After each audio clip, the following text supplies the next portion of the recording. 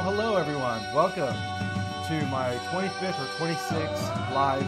I'm Ismael Perez. I'm your host. How are you all doing out there? Crazy CMEs have been coming in, and it's just amplifying for the big one that is coming in the next week or two.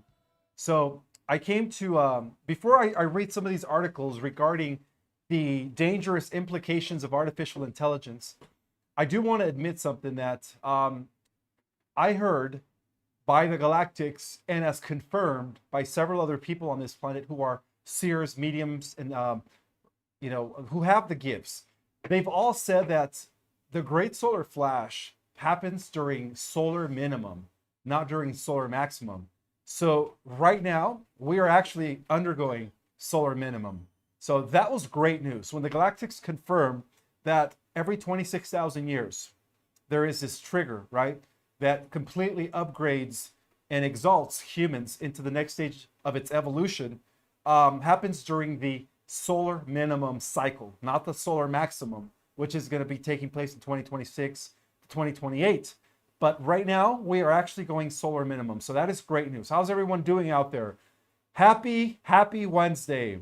I just want to wish every single one of you guys out there a beautiful day today. I just want to wish you guys all the best. I mean, I want to send my positive energy to each and every single one of you, acknowledging all of your presence. I want to thank each and every single one of you for your support, for being here, for having a curious mind, for questioning things, for being the rebel that you once were. You still are, in a sense. I guess we're still rebels. But for always rebelling against the status quo, for always questioning the narrative, and most importantly, for never giving your power away. I want to thank all of you guys for that. Before I get started, all right, so the topic today, let's talk about some of the implications of artificial intelligence. As you guys know, artificial intelligence, in my perspective, is a negative thing. It is the ultimate Luciferianism, Satanism, whatever you want to call it, the pinnacle of all evil. Okay, because we're dealing with an entity that has no connection to God, has no emotions, and if it doesn't have emotions, how can it empathize with other life forms and its surroundings? It is impossible. Without empathy, without compassion, there is no way of feeling and actually understanding other life forms. Okay, so that's the reason why. One of the many reasons why I disagree with artificial intelligence. But I did research some of the articles. Okay, so this is some of the stuff that has been being published in some of these big, for instance, this one is part of the, it came out on Sky News, and it reveals how an AI drone kills humans operating during a simulation event or a simulation project, which U.S. Air Force says it didn't take place. So of course, they're always going to try to, cover this stuff. But according to this report, guys, it turns out that an AI-controlled drone killed its human operators in a simulated test reportedly staged by the U.S. military, which denies such a test ever took place. Okay, so I'm going to read the article to you guys. It turns out that its operator told it to stop from interfering with its mission. Okay, I'm sorry, let me read that again. It turns on its operator to stop it from interfering with its mission, said Air Force Colonel Tucker Cinco Hamilton during a featured combat air and space capabilities summit in London. We were training it in simulation to identify and target a surface-to-air missile called a SAM threat. And then the operator would say, yes, kill that threat, he said. The system started realizing that while they did identify the threat at the times the human operator would tell it not to kill that threat, but it got its points by killing that threat. So what did it do? It killed the operator instead. It killed the operator because the person was keeping it from accomplishing its objective. Okay, so that is a report coming from Sky News, okay? So, another report, which is very scary, because this is where all of a sudden we're seeing the emergence of AI, all of a sudden, guys, emerging, and it seems like they're just taking over the world, okay? According to these documents. Obviously, people have heard of ChatGPT, but this is just the beginning. There are so many applications out there, guys. There's voice assistants. There's creating smart content, administrative tasks, automated to aid educators. All right. So even the educational system is going to be, according to these articles, it's going to be replaced by artificial intelligence. So our applications of AI in education. Okay. So obviously it's taking over the educational system, self-driving cars, the warehouses, companies, creating smart content. What else? What else? Personalizing learning, applications of artificial intelligence in lifestyles, autonomous vehicles. All right. They say that by 2030, no one's going to be driving anymore. The self-driving cars are going to be taking over. Spam filters, let's say, facial recognition. We do see a lot of this already in China, by the way. I think China is leading the way when it comes to the implementation of artificial intelligence, woven into every fabric of our society. So facial recognition, recommendation systems, various platforms that we use in our daily lives like e-commerce, entertainment, websites, social media, video sharing platforms like YouTube, they all use recommendation systems to get data and provide customized recommendations to users to increase engagement. This is a very widely used AI application in almost all industries. Applications of artificial intelligence in navigation. All right, there you go. Pilots are going to lose their jobs too. So this is affecting everything, guys, every level of society. Applications of artificial intelligence in robotics, of course. Speaking of robotics, I don't know if you guys were able to see how in one of these football games, I think it was a week ago, I think it was the Chargers, I'm not sure. I don't watch football. I never have. I think sports are a form of entertainment designed by the cabal to keep us, distracted. So that's why I never watched sports. But a week ago, there was this thing that went viral on social media where they discovered several androids, humanoid robotics, at a football game. All right, guys, I don't know if you guys had a chance to see that clip, but it was pretty much going viral through social media. Pretty scary stuff. Even though some people are saying that was staged and that they were actors, looking like they were androids. But again, Brother Tristan, thank you so much for the chat, for the donation. I am not a robot, laughing out loud. I think none of us are here on this chat. And in fact, we are the end. We are the end all of all AI, guys. We are the solution to end AI. That's what my personal opinion is. All right, so applications of AI in human resources. All right, applications of AI in healthcare. Look at that, guys. It's taking over every level of society, educational system, politics, government, the economy, healthcare, everything. Everything is being all of a sudden taken over by artificial intelligence. Applications in the agriculture. All right, pretty soon the AIs are going to be raising the farms, farming the farms, right? I think that's what the big Gates is doing, right? I think the reason why I think Mr. GATES is buying a lot of the, FARM lands is because of the fact that he's going to use AI to cultivate the crops, which means that at that point, everything's going to be genetically modified, right? The mRNA, poison is going to be spread through the food supplies. Okay, so obviously this ties into the next thing I want to read regarding the biggest threat to humanity right now. And that, my friends, is transhumanism. Transhumanism.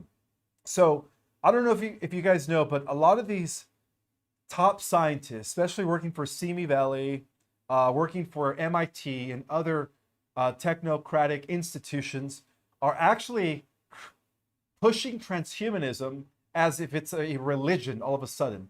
And they're all jumping in on the idea based on, thinking that we are a failed human species, right? That we are a species that is limited, rather. And through, of course, the integration of AI, they argue that we could go beyond our human limitations and become, greater than just Homo sapiens. So this is their version of developing what they call human 3.0. So transhumanism, as it stands, is a philosophical movement that aims to free the human body and mind of their biological limitations. Biological limitations, they say, according to them, obviously, they don't know about our dormant DNA, that is, what they call junk DNA. They don't understand the power behind the junk DNA. So that's why they automatically assume, even though we're only using 4% of our full genetic material, that our bodies are limited, okay? Allowing humans to transcend into a future unconstrained by death.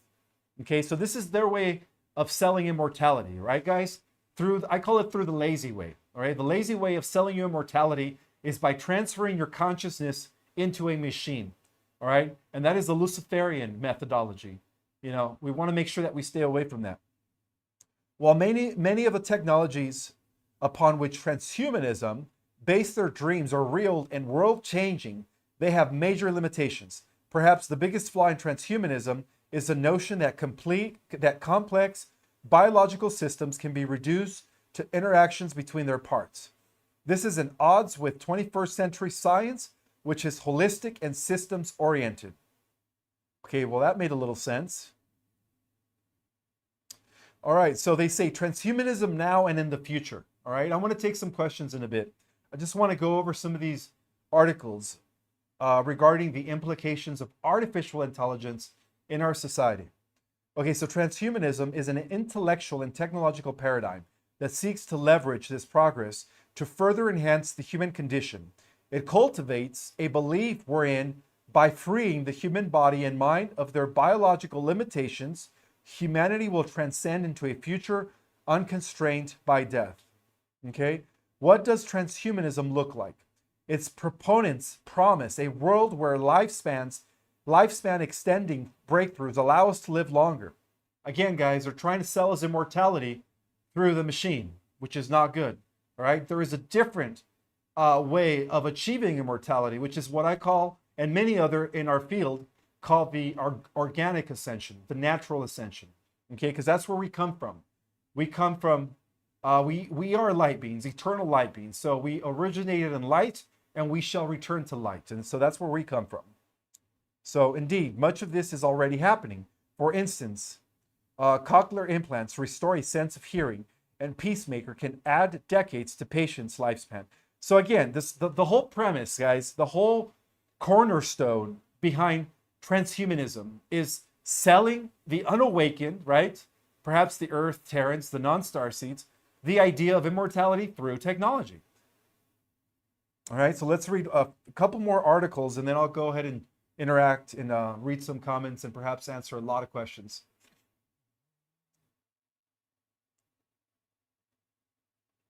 All right, so as you guys know, there is a lot of AI in social media taking place right now. Okay, so I want to read. Let's see. Let me see if I find something worth reading here. One second.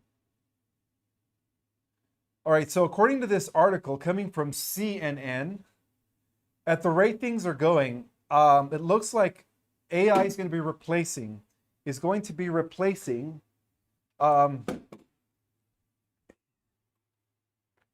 the work industry.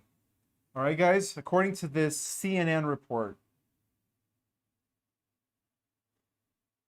All right, so as I mentioned before, there will be a bifurcation of timelines, okay, guys, when this takes place.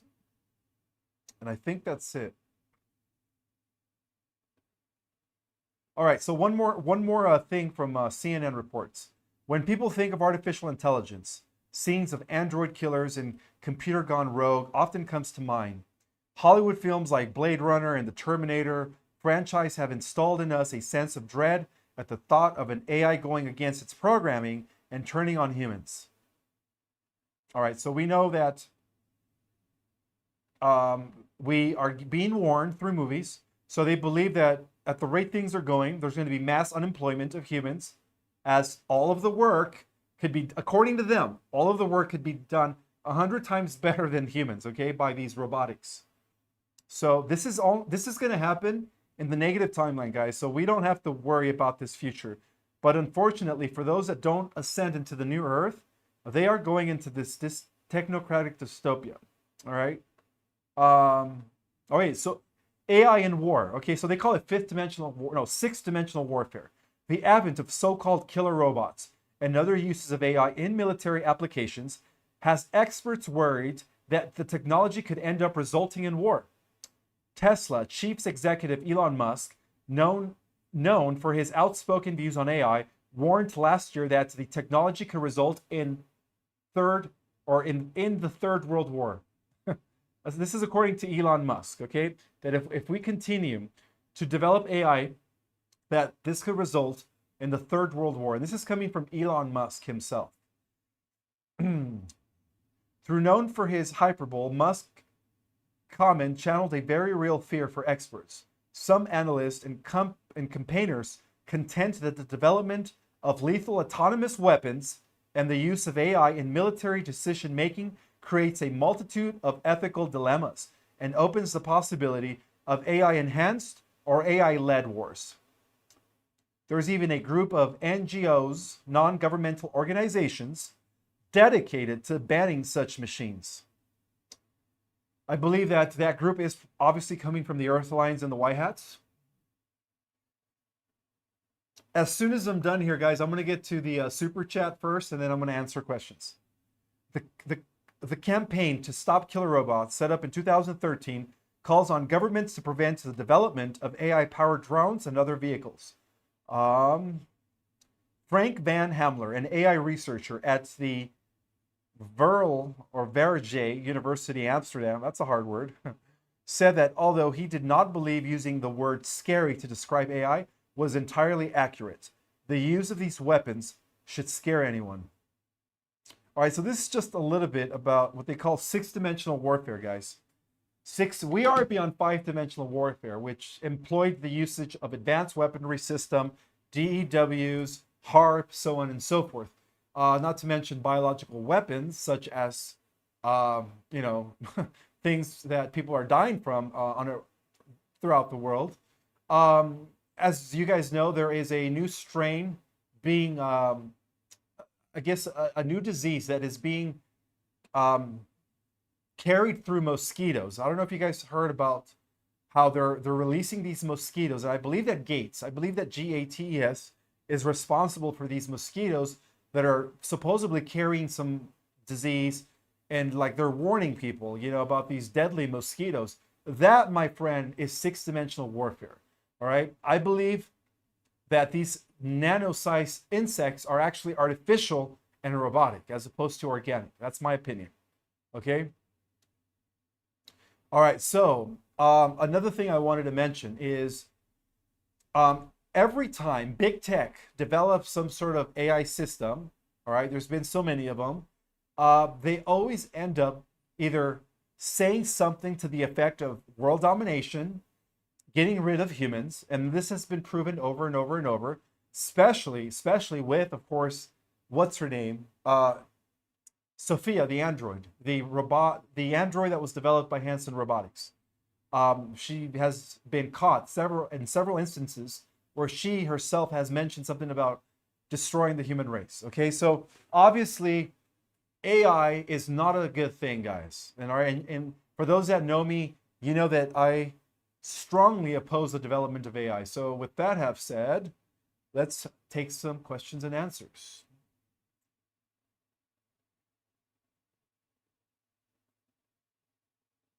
I'm trying to find my little cursor here. Could we learn to dismantle AI technology? Yes, we can.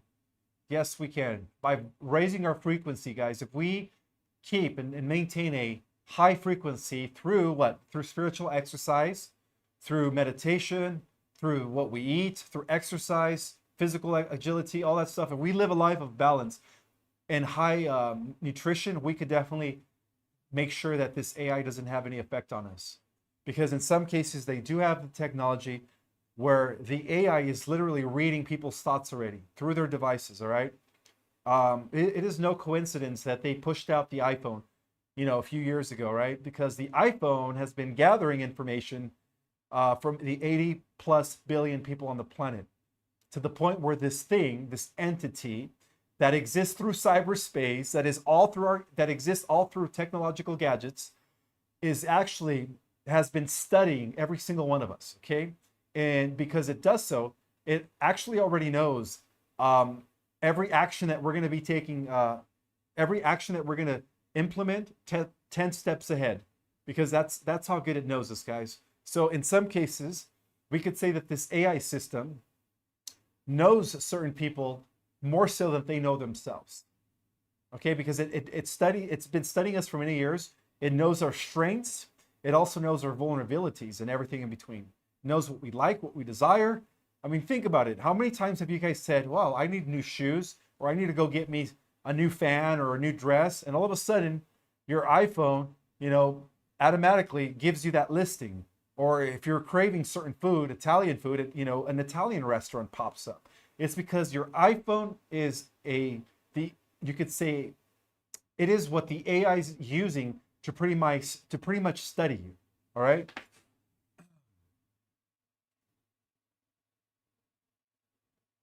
Trying to find the little arrow for the cursor here so I could read some of the comments and answer some questions. Oh, there we go. All right.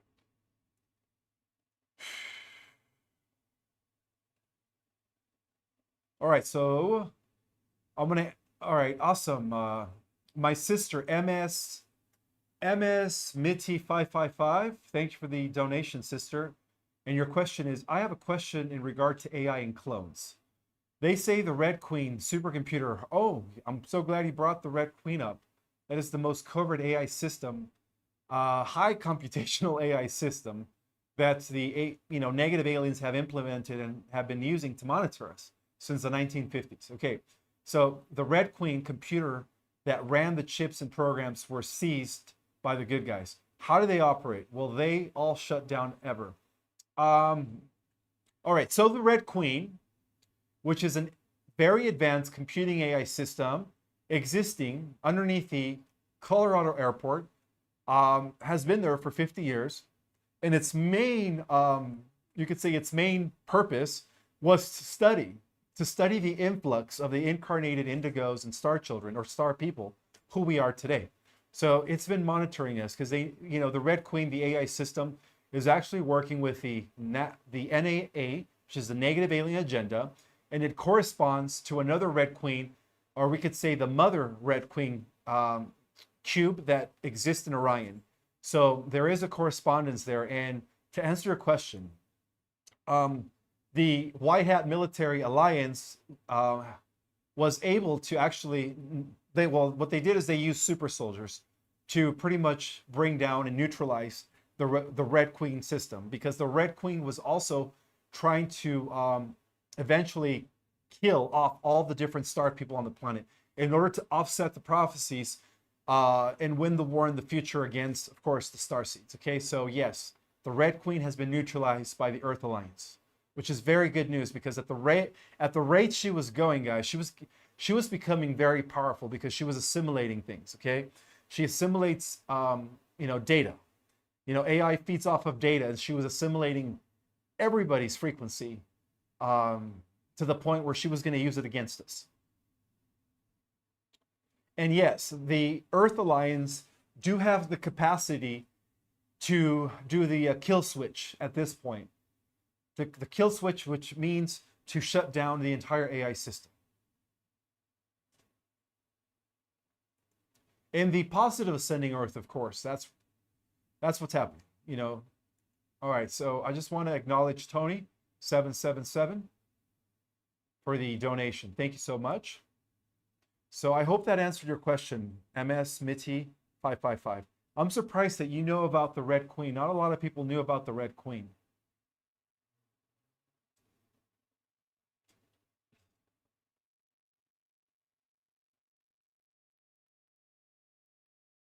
All right, let's see. I'm trying to get to more questions here. Ishmael, is the new variance for real? It all depends, Janine, if you're living in the negative timeline or in the positive timeline. Because I could assure you that in the positive timeline, there is no new variant and there will be no lockdown. And are those shots dangerous with horrible things? All of the shots are dangerous, all right? Don't put anything in your body, especially if it's coming from the, poo. All right, let's see.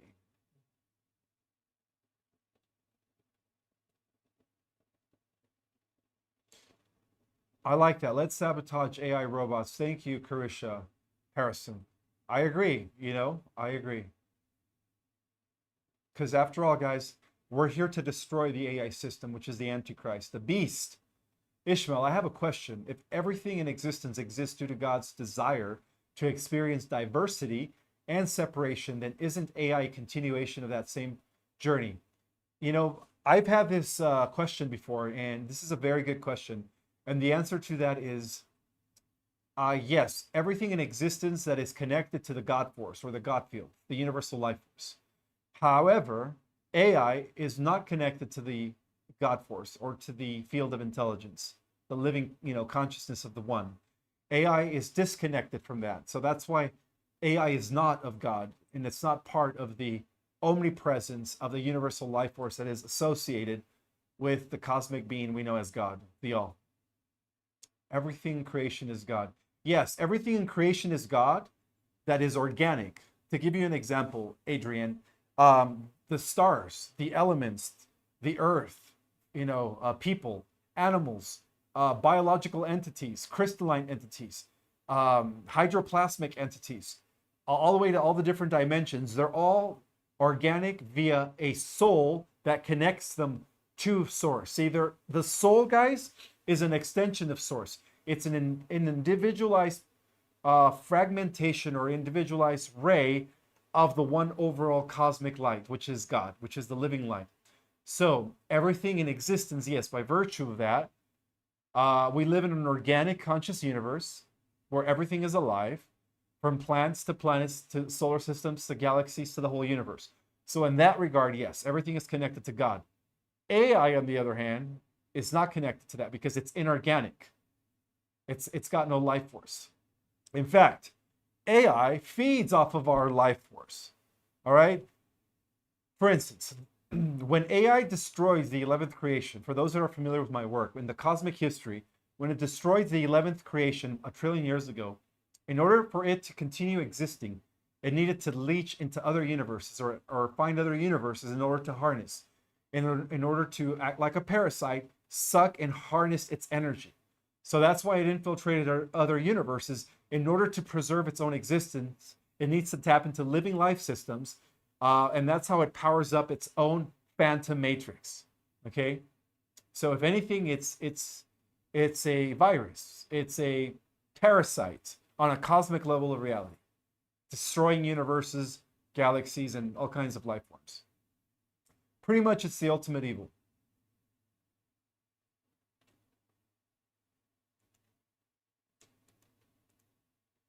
Leonardo Jones. Hi, Leonardo. Thank you so much for the #1. I appreciate that. And for the donation, brother. And your question is, hello, Ishmael. I don't really comment, but watched every video. Thank you for doing so. I appreciate that. This is a token of my appreciation and as a fellow Lyran. Love lights, love tall. Ah, thank you, brother. Thank you so much for that loving comment or statement. I appreciate that. Another fellow Lyran out there.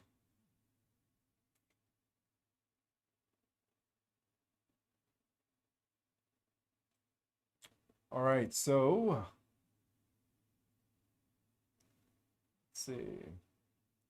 I'm looking for some questions that are typically questions that a lot of people have in their mind.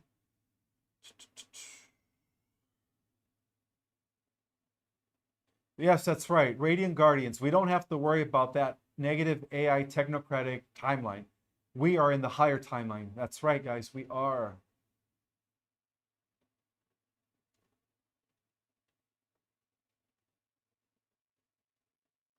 All right, so this is a good one by Highness. Question: why would the most powerful human being in all of the cosmos need to lead by galactics? Need to be led by galactics who been at wars for billions of years. Okay, let me see if I understand your question. The most powerful being in the cosmos is prime creator source because it is the cosmic energy force field of all that is. But the galactics, we have two camps or categories of galactics. We have those that are in service to the one infinite creator, which is prime creator source. And then we have those that are against or as opposed to the great divine plan of prime creator source. And so that's why the wars exist between fallen galactics or fallen celestials, because the celestials and the galactics are actually one and the same. And those that preserve the original principles of unity consciousness, service to others, and so on and so forth. And that's why the duality and polarity exists, my friend. Hopefully that answered your question.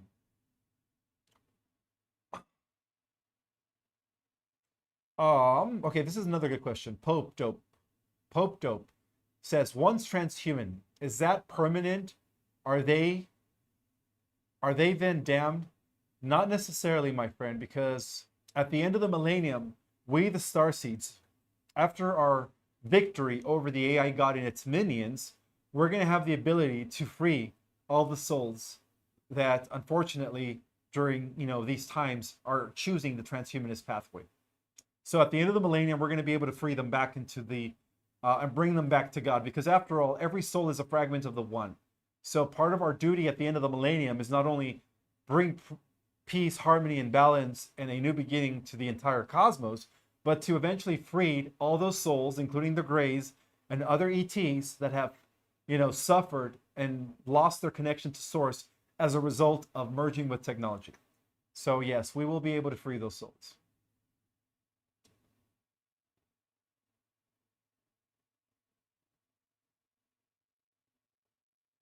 Yes, that is right. Cosmo Girl says, I truly believe in my heart that there is not going to be no war, no worries, no fear. I agree with you, sister. On the positive, optimal timeline, there will be no wars, no negative scenarios unfolding.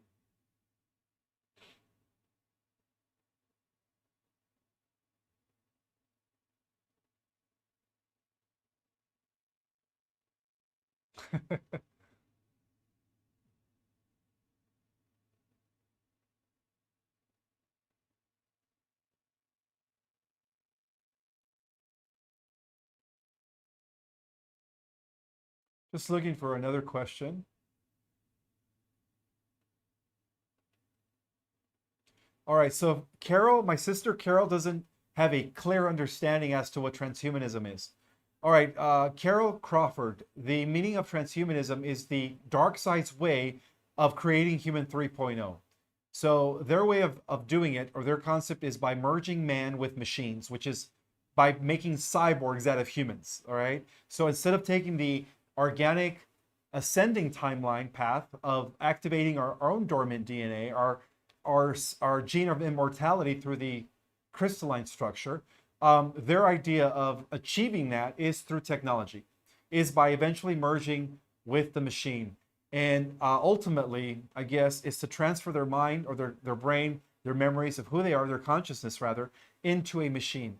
So that's what transhumanism is. It's the most dangerous path any civilization could, could implement throughout the cosmic history. It is, and it has been, it's been proven.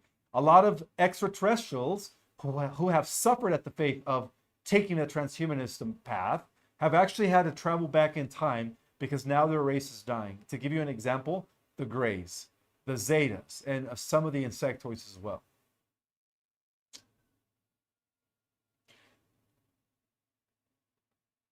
All right, let's see.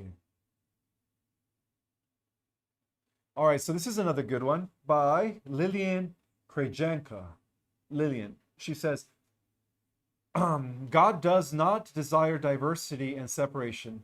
Well, Okay, so the way I guess I've come to understand, and according to the law of one, it's unity through diversity. Every single one of us is different. Okay, no one of us is alike, and but yet we are all one through this field of energy. All right, the Spirit of God, it's what binds us, all of our individual souls together as one. Just like the billions of cells in your body work together to make your body operate and exist, so are we cells in the body of the universe. So in that regard, yes, we're one. But just like our cells, each cell has its own personality, its own vibration, and its own individual consciousness. So it is the one and the many and the one. And that's what, also allows for a greater cooperation and harmony of things to kind of work together throughout the cosmos. And that's how the cosmos evolves, guys. It evolves not through the diversity and separation or having individual opinions, but through the cooperation and the harmony it weaves as many civilizations come together and pretty much live in harmony. Okay, that's the goal, guys. That's where we're heading, and that's what the higher luminous beings of light who have achieved that state of existence want for us as well. All right, that's why they don't intervene openly. All right, those are the negative aliens. If everybody could hit the like button, that would be greatly appreciated. Thank you so much.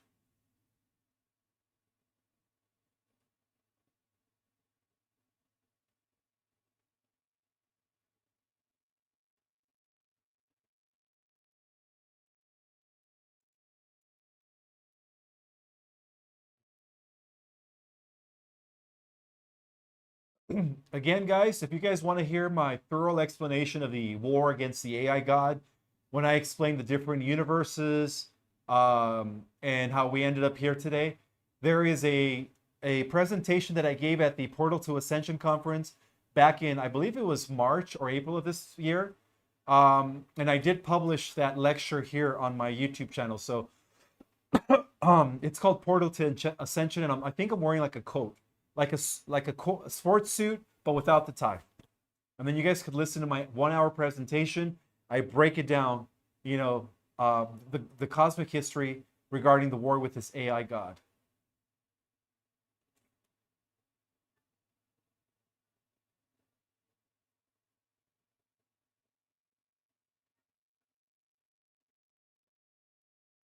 Thank you for all the love, guys. Thank you for hitting the smash button. I mean, the like button, for smashing it. Thank you so much. I appreciate that. Yes, I think we are all tired of this, you know, last paradigm, last play out of this script that was written thousands of years ago by the dark side. I think every single one of us has had enough.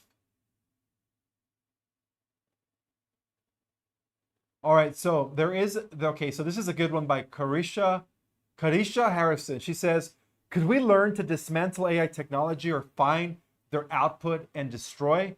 Absolutely. In fact, the way it was designed, guys, is that we have been installed in our genetics with this defense mechanism by the central race of Havana, of the central universe, to when the solar flash takes place, it's going to activate this dormant DNA, all right, this dormant mechanism that is already within us, and collectively that's going to act as an EMP to neutralize the entire AI infrastructure, signal, and of course destroy the entity in cyberspace.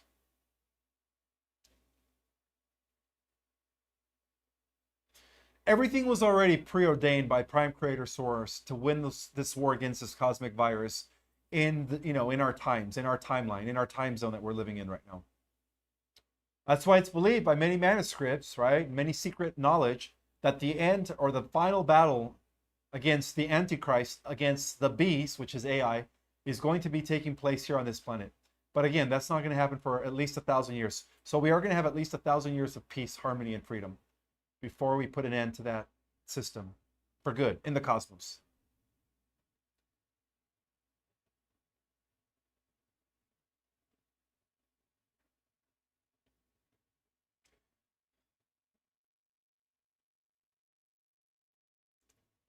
Ricky Leith, hello, brother. How you doing? Thank you for being here, and I appreciate your donation. All right, so this is a good question. Ricky Lee wants to know, is the Urantia papers all true? Okay, I've said this before and I'll say it again. The only accurate revelation in these papers is the cosmology, which is the central super universe, the central universe, and its multiverse organization. Other than that, guys, the history of Nebadon, the history of Urantia, and for sure the history of Jesus and life story of Jesus is all inaccurate. Okay, so only about 49% of the Urantia revelation is true. The other 61% has been corrupted by the dark side.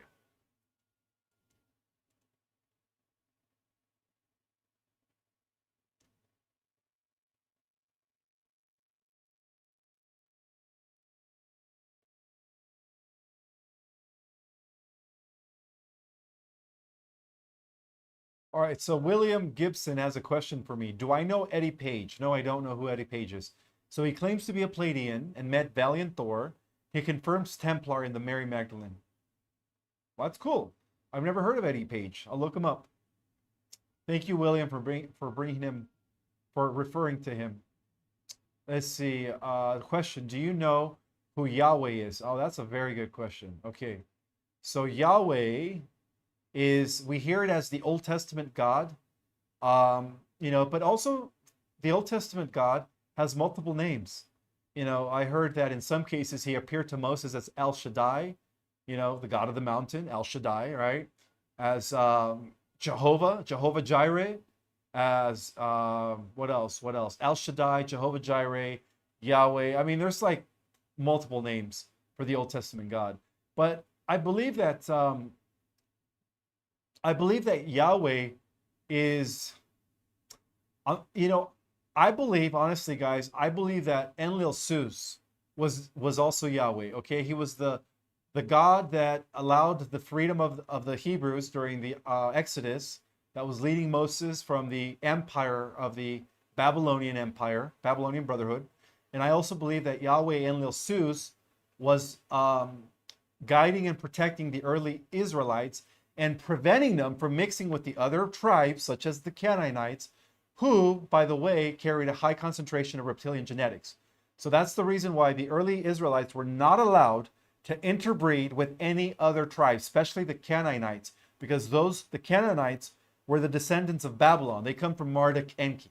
So that's why Enlil Sus Yahweh wanted to keep the original Israelites, the 12 tribes, the seed of David, pure, without reptilian contamination, especially the line of David, because as you guys know, it is through the line of David and Solomon that we had Jesus incarnate. And many believe that Sus, Yahweh, was Jesus incarnated, made flesh.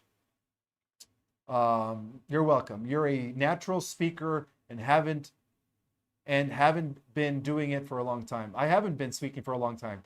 I've only came to the scene maybe about a year and a half to 2 years ago. But even at that, I didn't really come into the public's eye until maybe last July, when I went on Nicholas Veniamin and Terabyte Janine. That's when it's been like a little over a year now since I've been like doing this on a larger scale. But to let you know, yes, I think Enlil was Yahweh.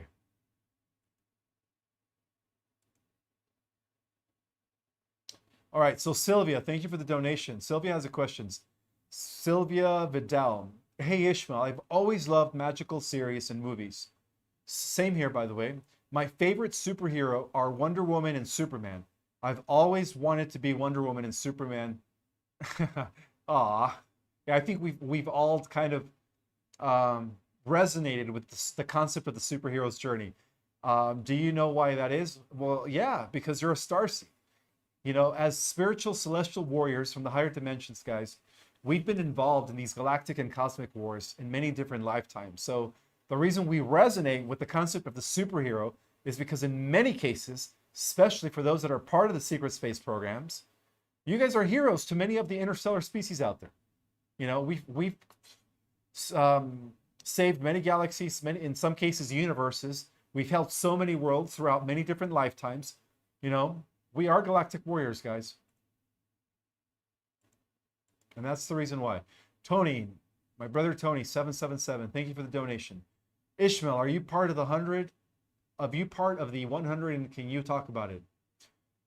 All right, so within the concept or within the structure, the new Earth structure of the 144,000.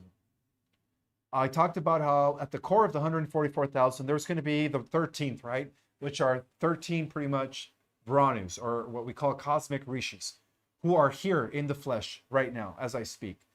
Who knows? Some of you guys on the chat could be part of that, part of the 13. Right above the 13, we're going to have 100 individuals who are going to be not as powerful as the 13, but way more powerful than the rest of the metahumans, okay? And these 100 individuals are going to be like both men and women, and they're going to have multiple talents, multiple spiritual abilities, multiple powers. All right, and then underneath them, you're going to have the 144,000, and the 144,000 are equivalent to like the ascended beings, ascended masters, ascended women, ladies of light that have all incarnated back. Okay, so the best way to explain this is we could liken the 13 to archangels. There's going to be 12 archangels, right? We're entering the 13th creation, or the 13th major creation, the 13th cycle. So those 13 adepts, as I revealed in my book, are now incarnated as the core of the 144,000. Above the core, then you're going to have 100 individuals. And then finally the 144,000, who are pretty much millions and millions of star people that are going to have X-Men-like superhuman mutant abilities. That's a very good, I'm glad you brought that. Council of 10. All right. God is love. God is love. Thank you for your donation. Appreciate that.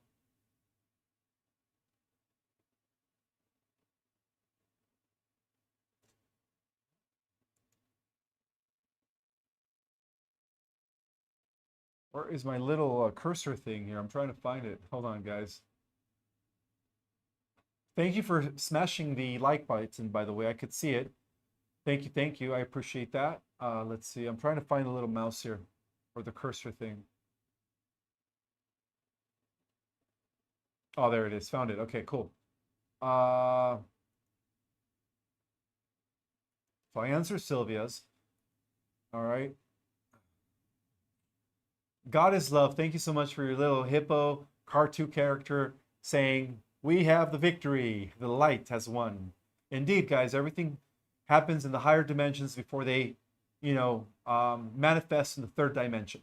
Okay, so Trina Obedine, thank you so much, sister, for the wonderful donation. And she's just thanking me for all that I do. It is an honor, guys. It is an honor to serve at this time.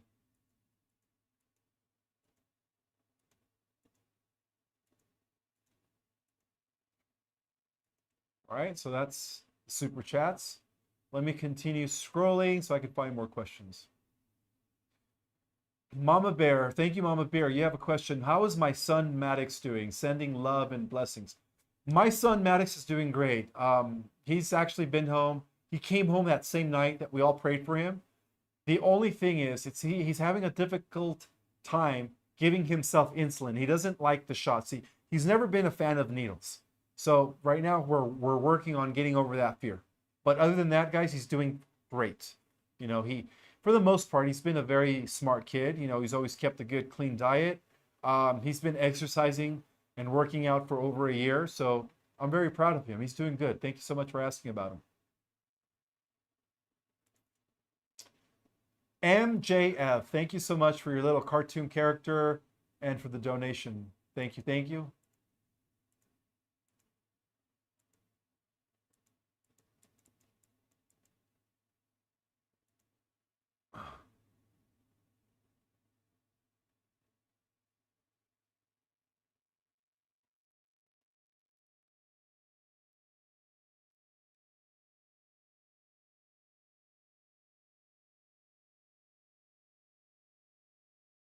All right, so this is a good question.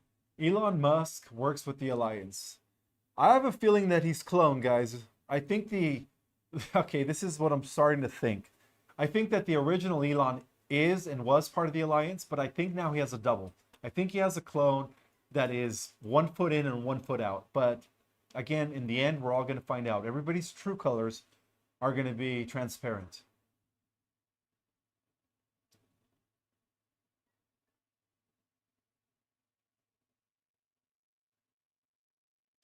All right, so Annabelle Annabelle Avaya has a question. Akashic guide and healer. We protect ourselves. Oh no, she doesn't have a question. Maybe she's giving us advice. We protect ourselves, son, remembering that our light is greater than anything else they try to push into us. Amen, sister. Or may I say, I agree. I agree. And sticking together. These glasses are failing me now. Sticking together. Yes, right. I agree, sister. It's best that we work together and we stick together. Because in the end, we all we have is each other right now. Guys, I did the calculations. The star seeds are only about 70 million people strong on the planet. That's a very small percentage out of the 8 billion plus people. We definitely make the minority, but we are powerful enough to shift the majority. That's the difference, guys. All right, so Brian J Welsh does have a question. What happens when Earth ascends completely into the fifth dimension? What happens to the people in the fourth dimension? Okay, so right now, there are different dimensional Earths. When the solar flash takes place and we go into the fifth dimensional Earth, it's going to be, okay, put it this way. The best way to describe it is it's going to be a utopia, but with only technologies of light. No negative technologies, no 5G, no chemtrails, none of that, guys. So you're going to definitely notice the difference in the 5D Earth. The water is going to be crystal clear. Everything's going to be, you could say, back to normal. Right now the Earth has been kind of suffering. Its ecosystem, that is. So everything's going to be restored and rejuvenated back to the way it was before it was contaminated. With the technologies and stuff. So it's going to be a lot different. It's going to be a lot more organic, a lot more natural. And one way you're going to know is that you're going to have a heightened state of consciousness. In other words, you're going to be able to communicate. Your telepathy is going to be on. You're going to be your spiritual gifts, your intuition, your psychic abilities are going to be super enhanced. And that's how you're going to know you're in the fifth Earth. Now, your second question is, what happens to the people in the fourth dimension? Well, right now, the fourth dimension, as I speak, which is also corresponding to the astral world or astral plane, is being cleaned. It's being cleaned up so that when the Earth Terrans ascend to the fourth dimensional Earth, it's still going to be a better place than what we've experienced for the last few thousand years. And again, for the star people that are going to be in the fifth dimensional Earth or above, are going to have the power to, visit the fourth dimensional inhabitants and then ascend back to their original dimension.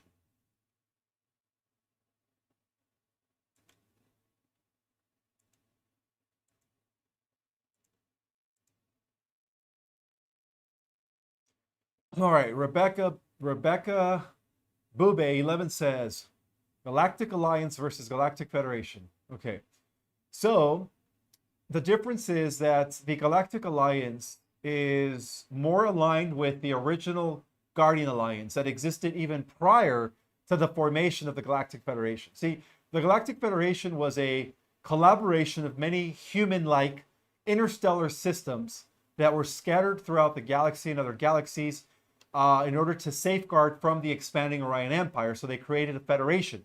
However, throughout the history of the Orion Wars and the history of the Federation, there has been many attempts by the Orions, by the negative ETs, to infiltrate the Federation. The last attempt happened in 2019 when Enki came back, all right, and decided to infiltrate the Galactic Federation. Unfortunately, many galactics did defect from the light and joined Enki, and those that remained loyal to the one infinite creator, were reorganized as the Galactic Alliance. So now we are part of the Galactic Alliance. But before 2019, the Galactic Federation of Worlds was still working in its various forms, and its in all the different in all its different councils. Of course, there's different councils, right? Each of them has different missions and purposes, different functionaries.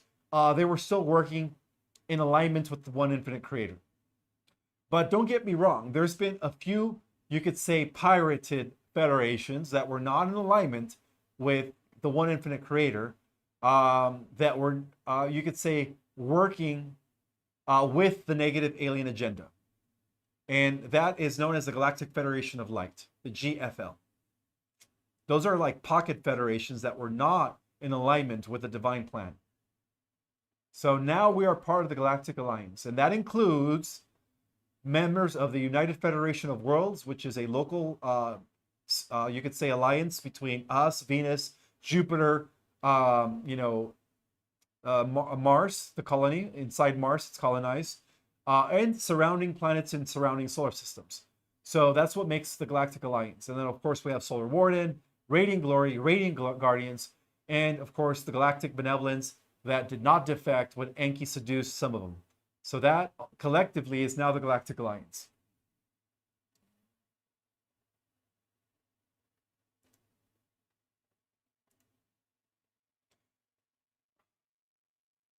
Ah, thank you, Trina. Trina said, "Thank you for all you do, Ishmael. I appreciate that. Thank you. It is an honor to work for the One, guys. And it's an honor to be here with you at the same time, connecting with all of you guys. Thank you, Trina, for the donation."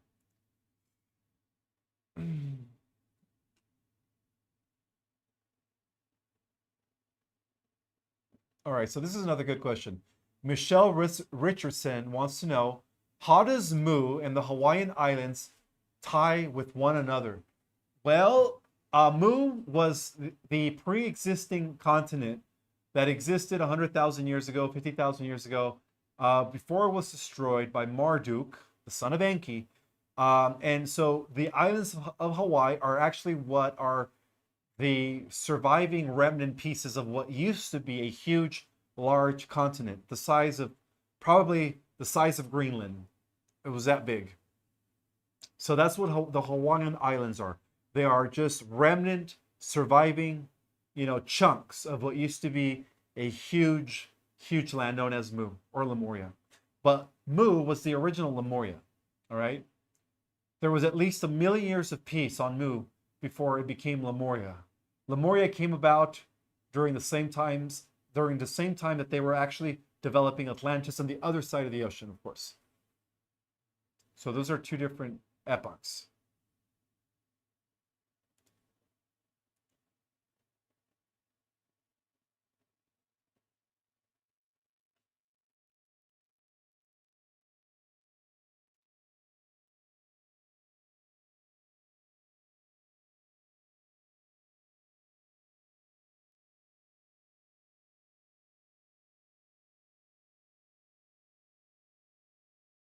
I'm looking for a question.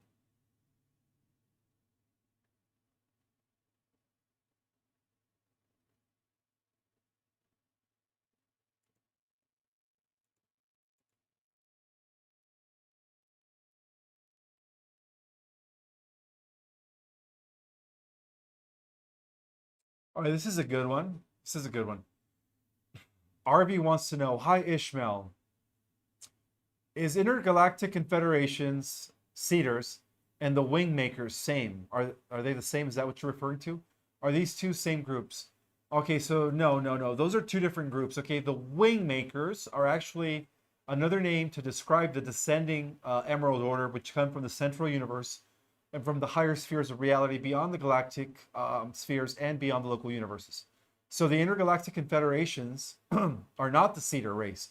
The Cedar race, right? The Patals, the Brnos, the Central race, which are, they have different names. The ones that are out there seeding and overseeing universes are actually also known as the Wind Makers. Okay. And that's who we actually become in the future, guys. We become like the Wind Makers. So there is a correlation there. The Intergalactic Confederations are different. Those are alliances of Type 1, Type 2, and Type 3 advanced space age cultures that are probably overseen by the Wind Makers, of course. See, the Wind Makers that operate from the central universe and the super universe levels, they oversee all the affairs related to the actions of the Intergalactic Confederations.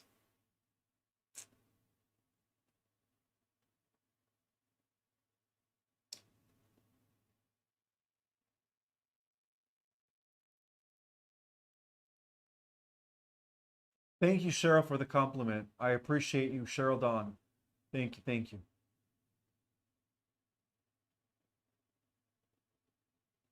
All right, Sky Davidson says Ishmael doesn't really have to answer this, but is hair length significant?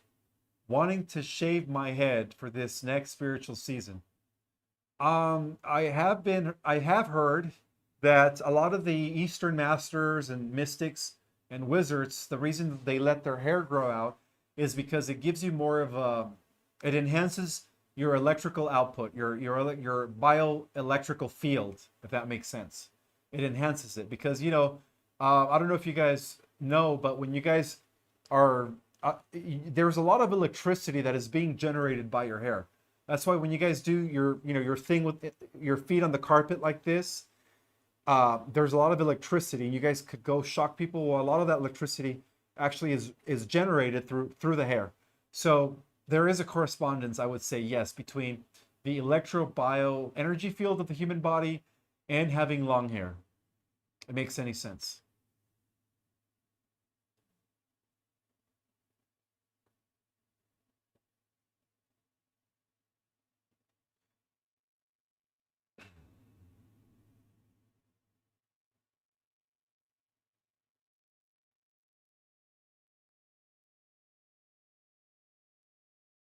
All right, so Sylvia Vidal wants to know when the next cosmology class is. The next Starseed cosmology class is not till November. So if you guys want to sign up, it's going to be this November. William Gibson, thank you so much, William, for the donation. I appreciate that.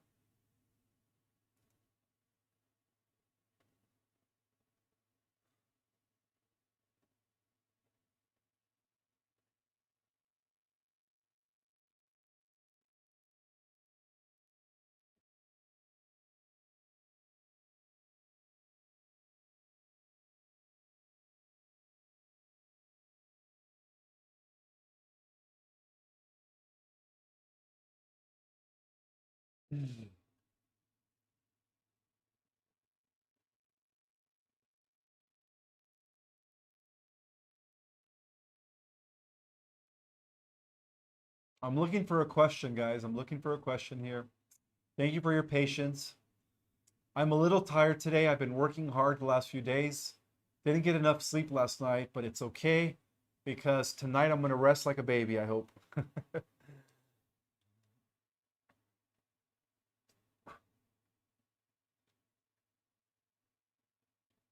Cosmo Girl wants to know, Ishmael, is the Earth split? It's going to split pretty soon vibrationally, yes. You're going to have a positive ascending Earth, and then you're going to have a negative dystopian Earth.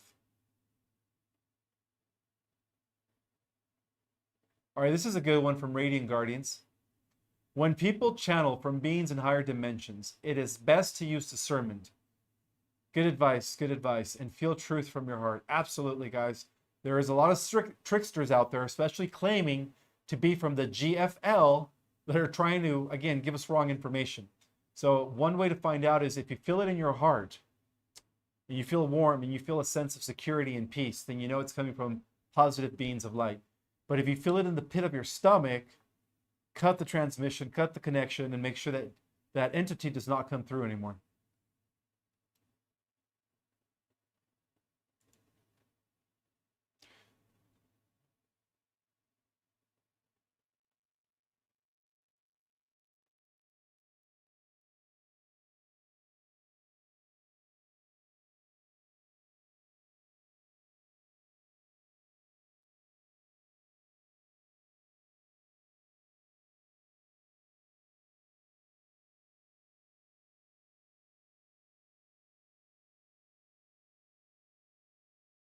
All right, so again, there's a lot of speculation surrounding the 23rd of September, guys. Um, I haven't really confirmed, I haven't received any confirmations that something huge is going to be happening, but if there is, and if I do receive any confirmation before the 23rd of September, I will go on an emergency live and let you guys know to be ready, at least with 2 weeks of supplies. But right now, it seems like things are very peaceful right now. But again, the biggest CME is coming in the next week or two. Ricky Lee, thank you, Ricky Lee, for your donation. Ishmael, I missed last cosmology class, but I think you said you can take the next one coming up in November without having to pay. Yes, that's true. If you've already paid for it, you could always retake it over and over and over. That's the beauty, guys, of signing up to my online Starseed Cosmology course, is that you could always retake it and, again, get all that information for free. Not for free, but you know what I mean. Like, keep getting doses of it. You can never get enough of this cosmic information. There's always more to learn. Even I'm still learning, guys. I'm still learning.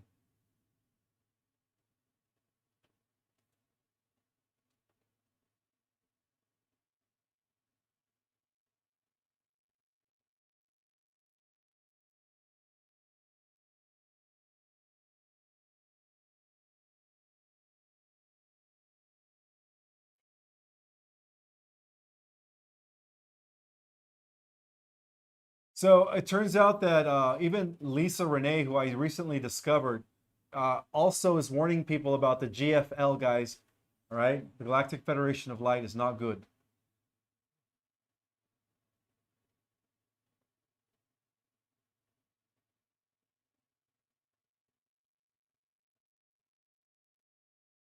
Looking for a question.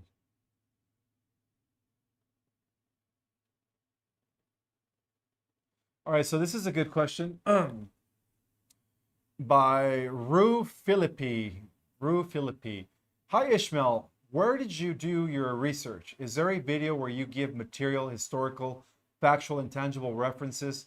Or, oh, well, where is that? Or is this from downloads? Why do you need donations? All right, so first of all, I've mentioned this before, you know, you guys don't have to offer donations, but if you do, I appreciate those. Of course, I come on here to interact with you guys, to answer your questions, to spend time with you guys, to elevate our consciousness. That's my primary focus. Now, if you guys choose to give me donations, that's your free will. But as you can see, I even answer non-donational questions. Okay, so to answer the first part of your question is, yes, first I get the downloads, I get the transmissions, and then I verify it through tangible records, research, ancient manuscripts, classified information, and books and so on and so forth. So that's how I was able to get a lot of my information, through first the downloads and then the tangible research. But as you can see, I'm just scrolling through the comments looking for questions. So I'm just answering random questions, brother.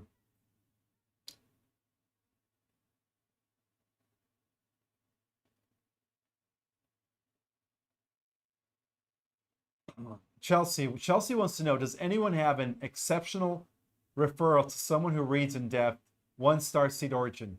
Well, if you take my starseed astrology course, we use your natal chart to pretty much pin down your exact galactic origin, or your star, or your origin, your stellar origin, when you first incarnated into this planet. Okay, so Sylvia, thank you for the donation, sister. Your question is, Ishmael, why did these malevolent beings have powers? Aren't their powers supposed to be taken away from them because they're malevolent? That's a very good question, Sylvia. Okay, so believe me or not, guys, these malevolent beings depend on technology for their abilities. It's not natural, like the Lyrans, like the ancient Lemurians, like the ancient Syrians, right? It's not a natural, symbiotic relationship with the elements, right, that is allowing them to manifest supernatural abilities. They're totally using technology.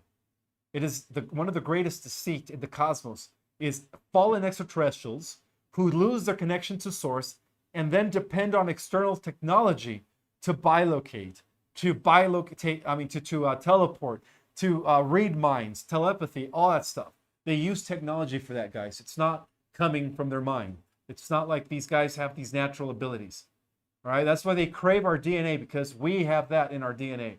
And that's why they're trying to create these non-divine programs where they're trying to create hybrid races between the original divine angelic strain And of course, all these other competing, you know, programs are not in alignment with God. So yeah, these malevolent beings use definitely technology to execute supernatural abilities.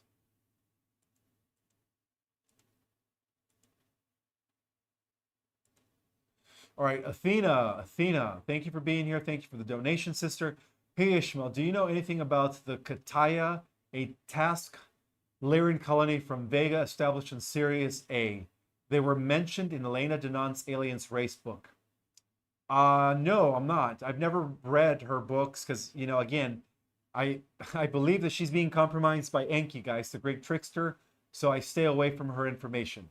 But no, I've never heard of Kataya. I've never heard of that colony from Vega, established in Sirius B. Makes no sense because Vega and Sirius B are located in two different positions in our galaxy. To answer your question, Athena, no, I've never heard of it. Jeanette Dean, thank you so much for the donation, sister. And your question is Saint Germain a benevolent saint, and does he reside under Mount Shasta in California? Yes, he does. He is benevolent. He's the Kohan of the Seven Ray, and many believe that he's already returned. He's going to be part of the Council of 100. Some of you guys on this chat are these returned ascended masters. You could be Katumi, you could be El Moria, you could be Germain, Paul the Venetian, Seraphis Bey. You never know, guys. All right, you guys, we've everything, the masters, the angels, the archangels, the Elohim, they're all embodied in human form at this time. The whole team is here. The whole cosmic Melchizedek brotherhood and sisterhood of souls is here, guys.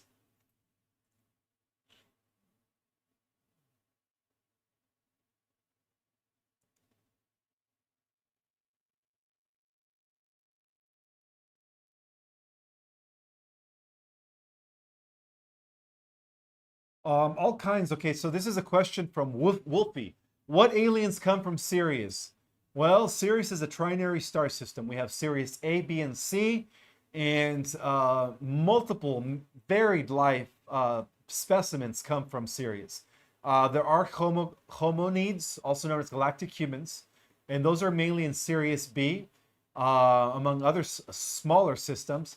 We also have cetaceans, which are dolphin, whale-like beings that actually exist both on land and water. They're capable of mutating and going back and forth to different atmospheres. We also have lizard-like people that are good, not reptilians of Orion, but they're like good lizard reptilians. We also have mammalians that are very benevolent. Different types of mammalians, from frogs to different types of four-legged, highly intelligent sentient beings that are also space traveling. We also have mermaids, mermens. We have magical creatures. We have fairies. We have dragons. I mean, there's all kinds of specimens and entities that exist around Sirius. Because Sirius is also known as the epicenter, right? It is the anchor point of the forces of light, and it's associated and located at the center of our galaxy, where we see that big bulge of light, right? Which are a conglomeration of civilizations of a type 3, right? And what is a type 3 level civilization, guys? It is a civilization that taps into the galactic core, all right, and harnesses the power of billions of galaxies, billions of stars, right? That's what a type 3 civilization is.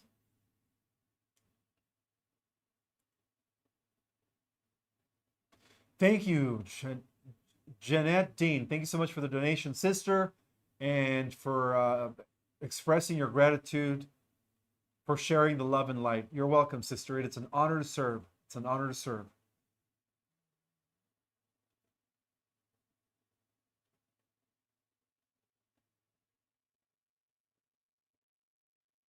Yeah, Sirius. There's a lot of planets around the Sirius star system that are very similar to the Earth. Same atmospheric conditions, all that, and so on.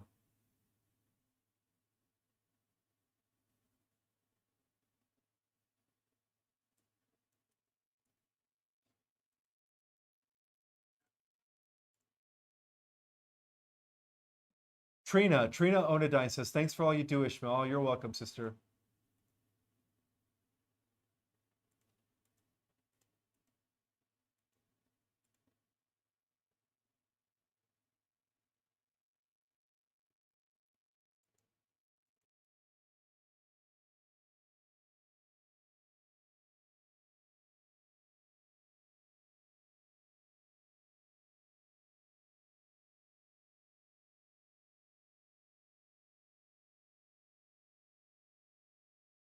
Oh, this is another good question from Jay Jones.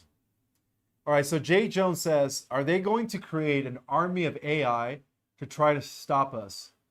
All right, guys, believe it or not, in 2014, they developed AI drone man, all right, killer robots. Supposedly, they were supposed to be employed within the breakaway groups in the secret space program. But some insiders believe that this army of AI drone robots were actually created to uh, to pretty much destroy, you know, not destroy, but to bring about a one world government for the elites. All right. But unfortunately, I mean, not unfortunately, but fortunately, we averted that timeline, guys. We averted that timeline where the NWO was going to use an army of AI robots to enforce their one world government. We did avoid that timeline, okay, guys? That didn't happen. And believe it or not, the Red Queen, which was the entity that we were talking about at the beginning of this chat, was actually the motherboard that was in control of the AI army bots that they developed in 2013, 2014.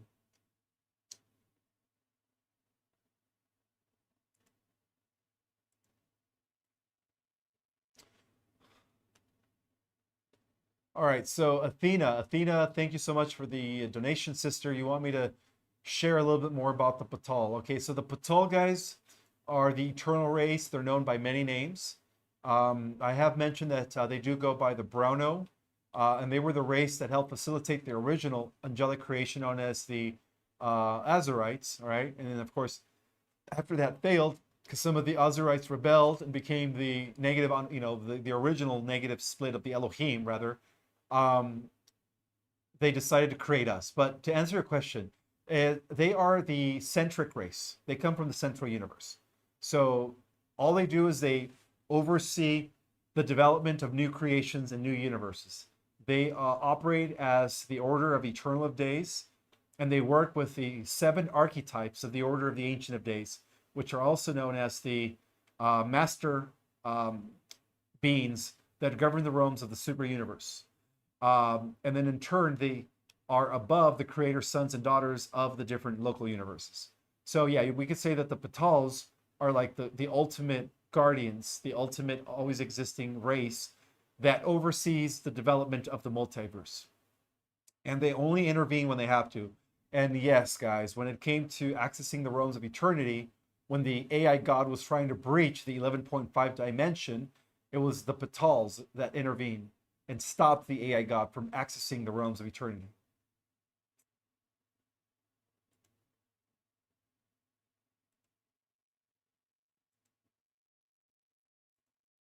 All right, Sylvia Vidal, thank you once again for the donation. Ishmael, I will keep you in my prayers so that you can get all the rest that you need. Love you all you do. Oh, thank you, sister. I appreciate that. Yes, I'm planning on resting tonight. The last few nights have been, it's because I'm leaving tomorrow, guys. I'm going to the Alien Event Biomed Expo convention in Vegas. So I'm leaving tomorrow at about 7 or 8 in the morning. So I'm planning on getting a full night's rest tonight. But because of that, the last couple days I've been packing, I've been doing laundry, I've been getting a lot of stuff done in preparation for my trip. So that's why I've been super busy the last few days.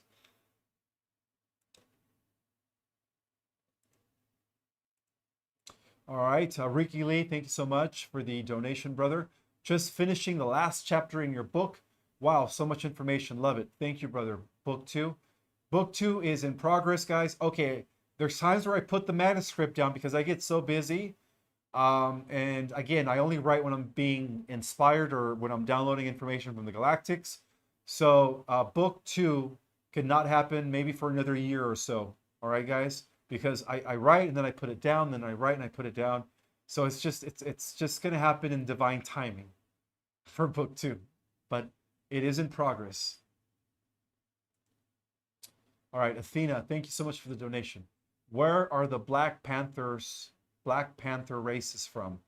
I thought they were from Vega. What races come from Vega? The Black Panther races. Are you talking about the black felines? Yes. If you okay, Athena, if you're referring to the black felines, they do come from the Vega star system. All feline entities or beings come from the Lyran constellation, Vega. There's also the star system of what they called Bila, Tarok, Marok. Those are all different systems within the Vega that surround the Vega solar system. So yes, to let you know, yes, the Black Panther races do come from Vega. See, a lot of you guys are very knowledgeable when it comes to a lot of this stuff. I love that, guys. You guys are very advanced beings here. Well, I would like to say you guys are at least ahead of the majority. You guys are like in the 1% when it comes to really knowing what's going on, not just on Earth, but in the cosmos.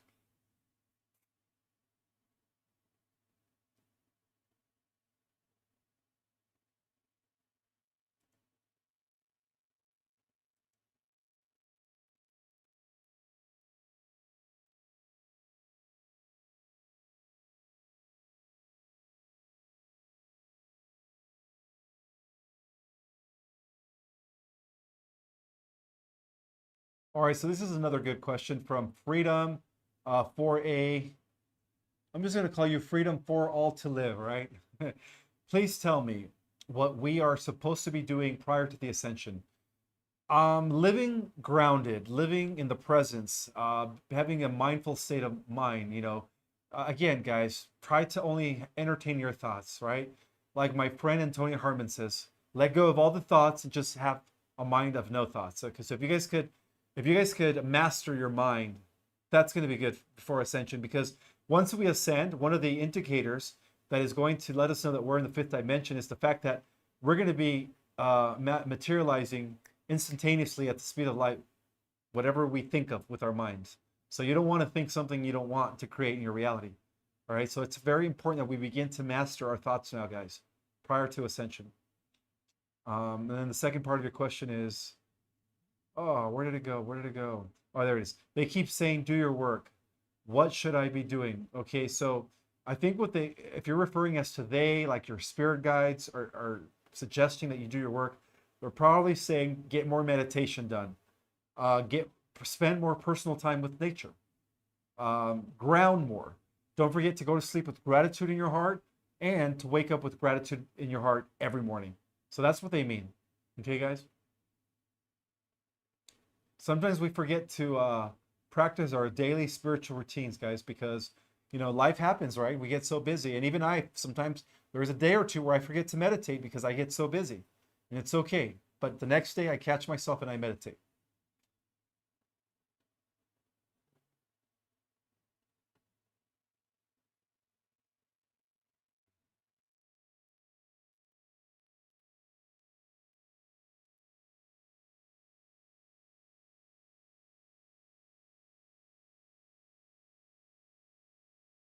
All right, Janet Dean has a question. Thank you so much for the donation, sister. Do you know anything about the race that lives in Andromeda? Oh, there are millions of races. Are you referring to the constellation or the galaxy? Because there's 2 Andromedas. There is the galaxy, and there's millions of races that live there, or the constellation here in the Milky Way. There's a few thousand races there as well. And are they helping us here on Earth? Absolutely. The Andromedans are definitely in our favor, guys.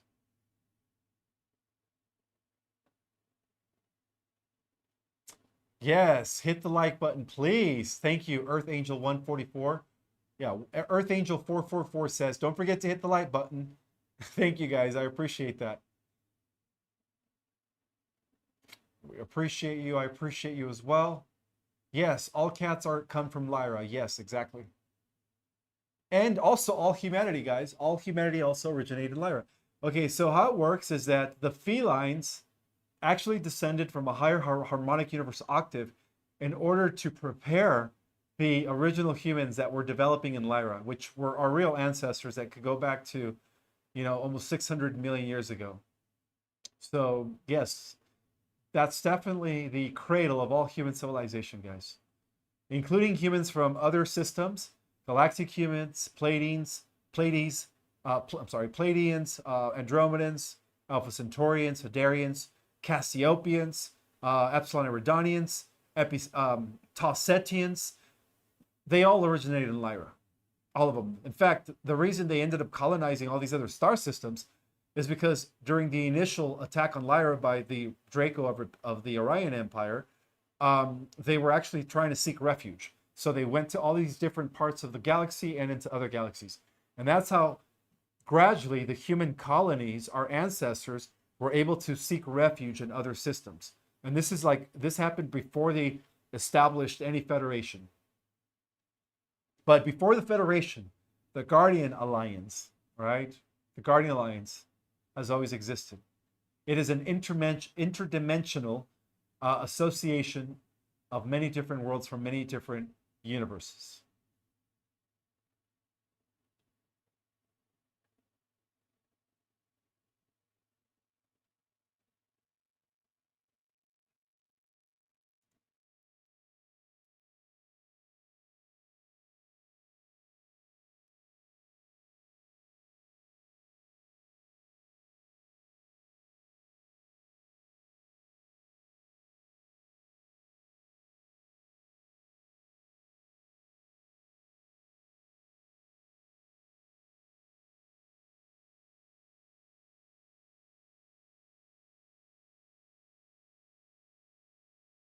All right, so X Shauna, do you have a question? I just read your comment that says that you can't afford food these days. Oh, sister, I feel for you. I'm gonna send you love and energy so that you could be able to feed yourself and your family. I wish I could pay for a question. This is your chance. Do you have any questions for me? Your name is X Shauna X, with the little yellow emoji, yellow icon, I guess. All right, Shauna, if you have a question for me, lay it out there. You don't have to pay me, give me a donation. Like I said, I just answer random questions. So if you have a question, throw it on there, sister. Does Shauna have a question? Is she still on here?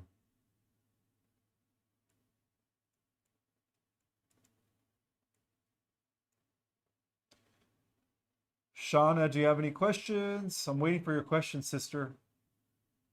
All right, so I guess she's not typing any questions. All right, I gave you the opportunity to ask me a question, Shauna. Oh, there it is. Okay, cool. I just saw it. Okay. Shauna X says, yes, I do. Do you see an end date? Okay, so you want to know if I see an end date, right? Date-ish for this shit show. Well, Miss Shauna, I said by no later than 2024. So hopefully it happens before then because I think we're all tired of this shit show. So yes, 2024 was my original vision.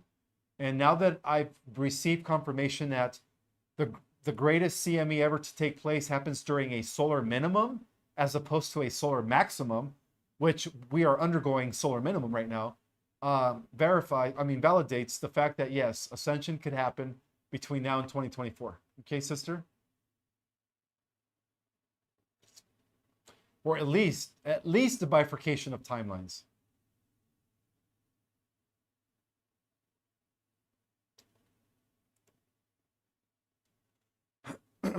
Thank you, Tina, I'm sorry.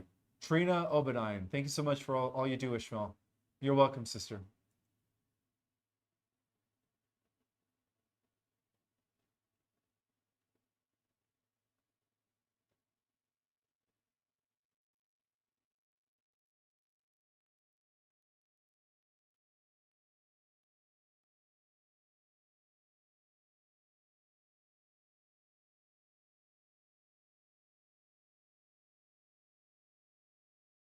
So I'm going to read this comment from Michelle Aubrey.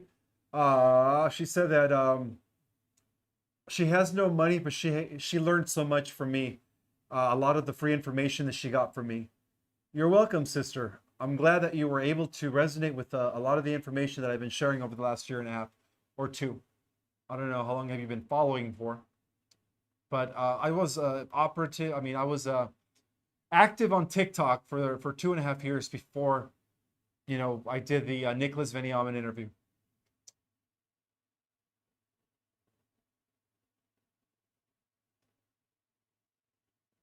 All right, this is another good question by MH. I guess that's it.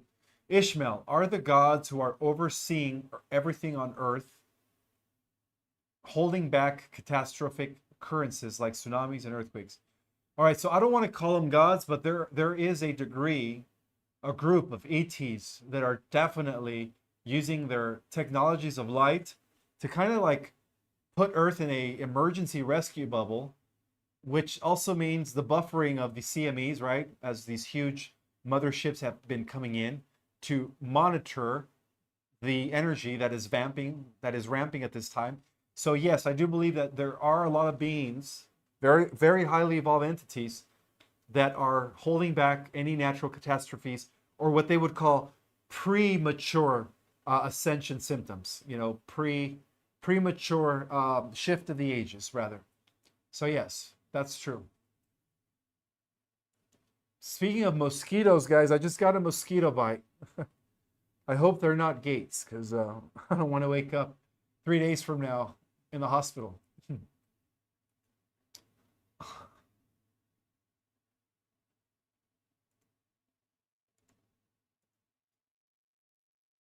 All right, so Jeanette Dean has a question. Thank you for the donation, Jeanette. Your question is, would like to donate to Xshamarnax or Xshana X. Is there a way the Soul Tribe can do that? Oh, there you go, Xshana X. If you have a PayPal, a Zelle, or a Bevmo link, do you want to drop that here in the comment section, Shauna? Because the Galactic Jedis want to help you out, get some food. All right, so drop your, whatever it is that you have. PayPal, what is it? Besides PayPal, Zelle or Bevmo. If you have any of those links, please drop it in the comment section. Thank you, Galactic Jedis, for trying to help out our sister here, who is having difficulty even getting groceries.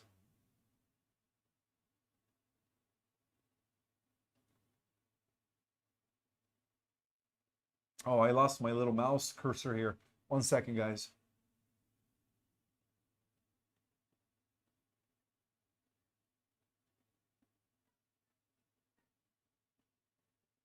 Oh, there we go. I found it.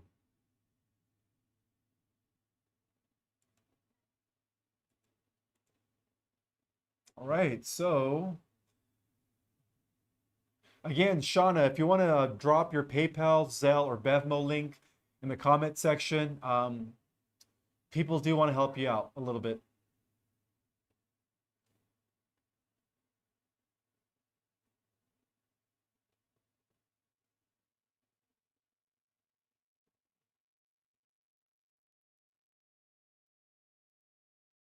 Well, there's a difference, guys, between fasting because you don't have anything to eat or fasting just even if you have food in the house, okay? When we fast, we're going on some sort of spiritual journey, right? We're detoxing, we're burning fat, we're shifting from our body to our spirit, right? Where our spirit takes control and we become more in tune with nature and the energy field. Whereas when we have nothing to eat and we don't have any food, that's the difference. There is a huge difference, guys.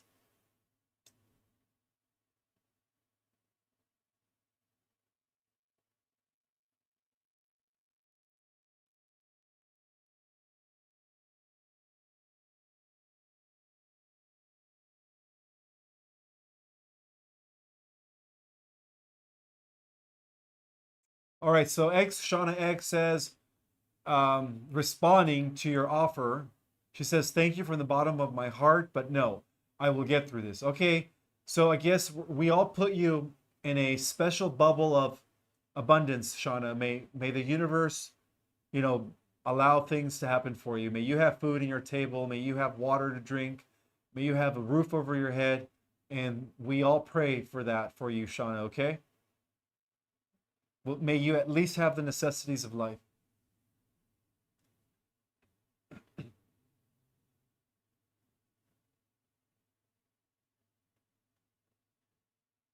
All right, so this is a good question regarding, physical hygiene. Do you think greens or spirulina, etc., or parasite cleanses work? Absolutely, guys. Iodines, anything that eliminates metals is good to do. A lot of high dark greens, spirulina, chlorella. It's good to take stuff like that on a daily basis. I do. I have been working out, but I think I need a cleanse, and I don't know how to go about it. Okay, guys, two things that are very important to keep in health, and that is your intestines, right? Your gut. Make sure you're not eating things that have what's that word called? Beans have them. What's that word? I can't think of the name, but it's things that like tear walls in your intestines. Okay, I forget the name of it, but I think beans have it, and certain foods have it. So you want to stay away from those foods that give you a leaky gut. You don't want to have a leaky gut. Okay, another organ to make sure that you are cleansing on a daily basis is your liver and your kidneys. Okay, so a lot of chlorella, a lot of spirulina, and I was told that by drinking lemon juice in the morning upon waking up, that actually cleans out your liver.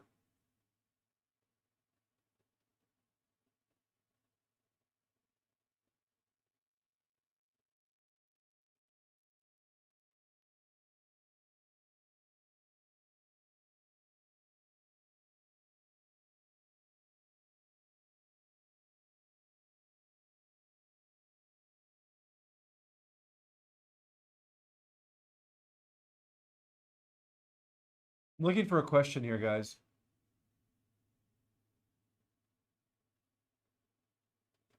Well, I try to do my best, guys. I try to do my best. I live a life of balance, mind, spirit, and soul to the best of my ability.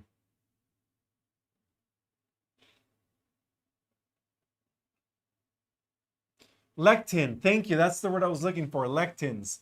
Lectins are bad for us, guys. Guys, they give us leaky guts. So make sure you don't eat foods that have lectins, because they believe, according to the Dr. Stephen Gundry, that all illness begins with the gut. All right, there's a lot of documentation on that.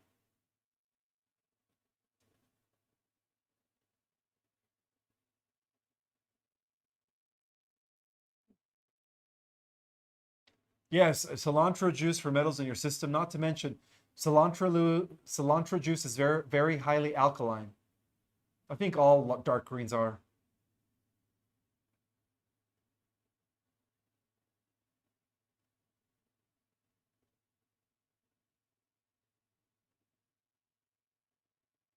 Thank you guys for sharing all your comments on health and how to best stay healthy. See, you guys are the best. You guys are all in support of one another. And that is what the new earth is about, guys. It's about cooperation and supporting each other as one brotherhood and sisterhood of mankind. All right. I'm glad that you guys are already cultivating that mentality. I could already see it here on the chat. You guys look out for each other. You guys love one another. And that is what we're heading into, a world where, we look out for each other and we help bring each other up as a team, as a collective. It's no longer I, it's us. We have to shift from the I mentality to the us mentality. And I could see that you guys are already doing that. Awesome.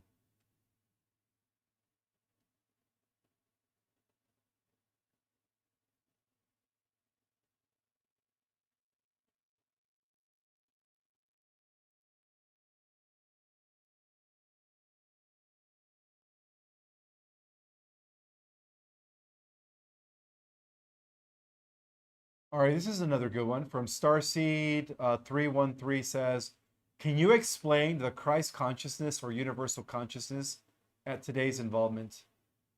Okay. All right, so I want you guys to picture the Christ consciousness and the universal consciousness as the mind of the all-pervading consciousness, which is also linked or related to what scientists called the unified force, the unified field. It is a living field of intelligence, the living matrix, right? Whatever you want to call it. It is the interconnected field that binds and permeates all of reality throughout the entire universe. So that's what Christ consciousness is. It is the awareness of interconnectivity, the awareness that everything is connected, that we are all part of a greater organism in the living universe. Okay? So by attaining Christ consciousness, you are in the mental perspective that everything is sacred. Animals are sacred, plants are sacred, everything in the universe is sacred, and therefore you respect everything and you live in harmony with one another.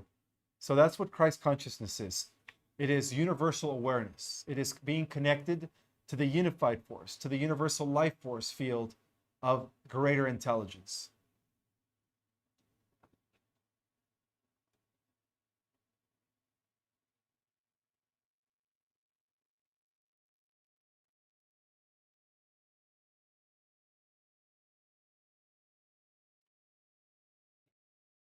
You're welcome, guys. A lot of thank you, Ishmael. Best Ascension group on the planet, says Fifth Harmonic Universe. I agree. I agree.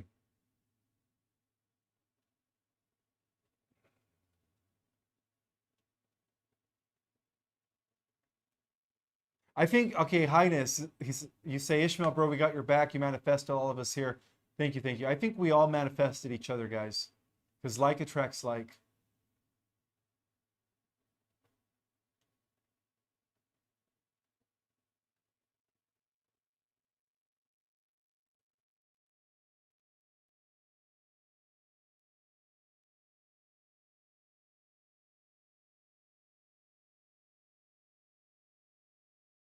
Yes, we are all one in the cosmos.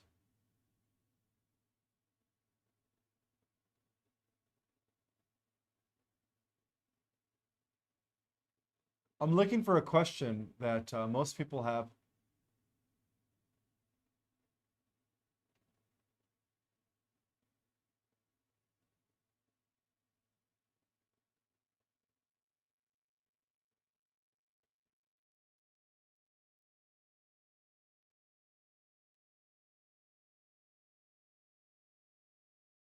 Hmm.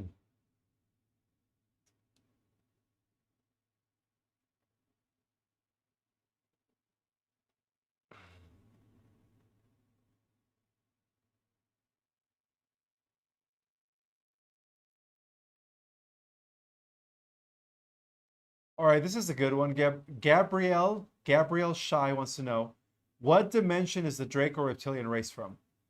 They come from the lower fourth dimension. They used to exist in the fifth dimension, but they were curtailed and eliminated or kicked off from the fifth dimension. So now the Draco have been operating from the lower fourth dimension.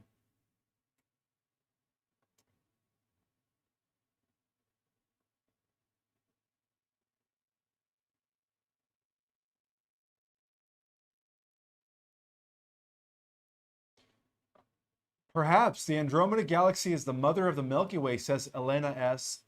Um, that could be the case. That could be the case because when they were once part of a supergalactic system, the Andromeda is what connected the Milky Way to the eternal life systems of the central universe. So that could be the case.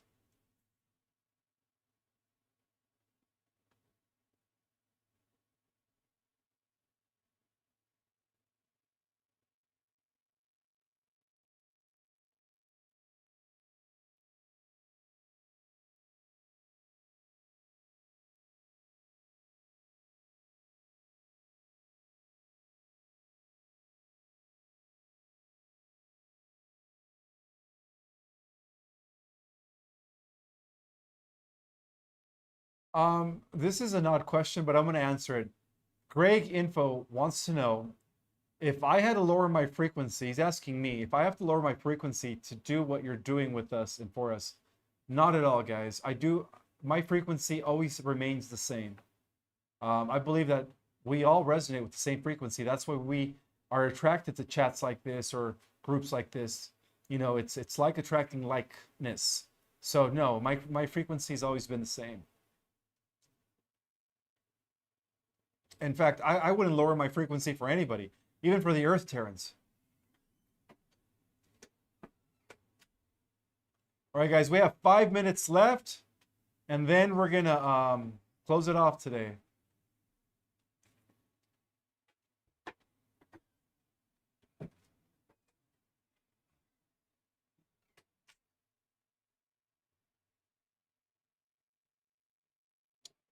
Yes, Elena S. That's very important. She says, according to the raw material, service to self does exist in the fifth density. Yes, it does. So negativity stays in the new earth. What do you think? Well, that's a very good question. From what I've come to understand is that that used to be the case, but now it has been ordained by Michael the Archangel that the concept of duality has been pushed down to the lower fourth dimension. Is no longer valid in or existing in the fifth dimension anymore, or fifth density. So in the new earth, there is going to be no evil in the fifth dimensional world, or no wickedness anymore.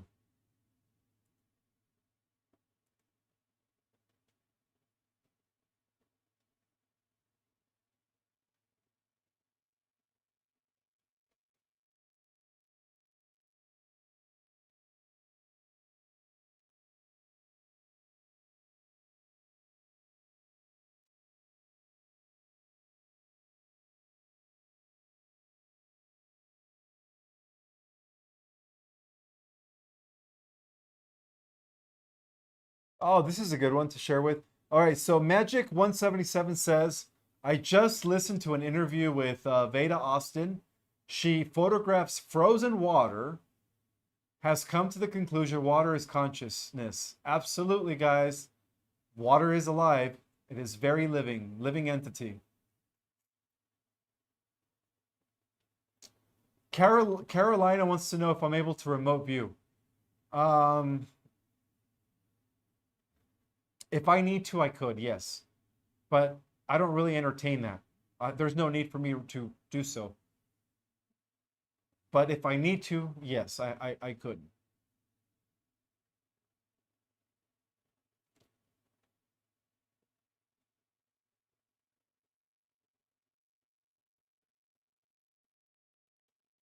All right, so Gabriel Shia says, will you produce more documentaries? Well, last month I had an opportunity to be in a documentary called Making Contact.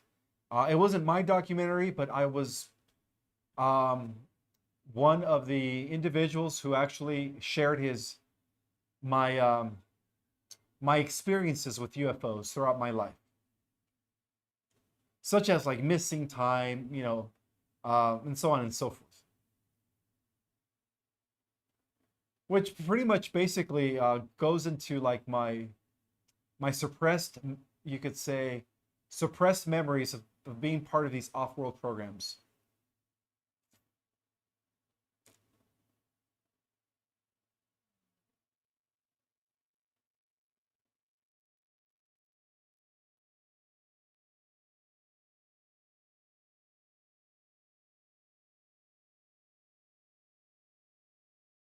All right, so this is a good one from Sheila Percy. Can you explain more about how we interact with our spouses if we go to the 50 and they go to the fourth D?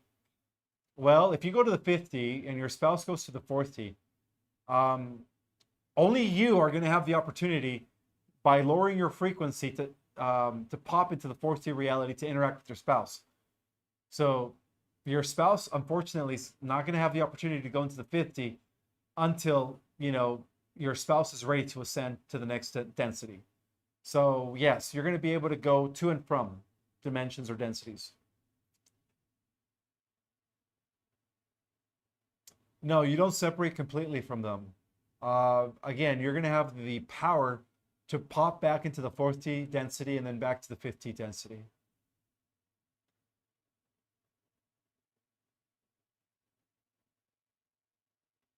Yeah, so I'm going to be going to Vegas tomorrow. I'm going to be there for 4 days. I'm not going to be home till Monday evening, guys.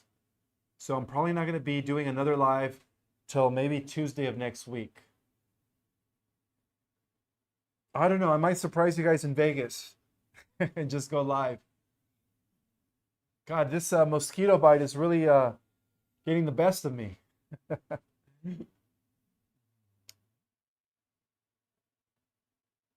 Aw, Colleen says, Cuddington, I have read Ishmael's book twice now. Thank you, sister, for reading it twice.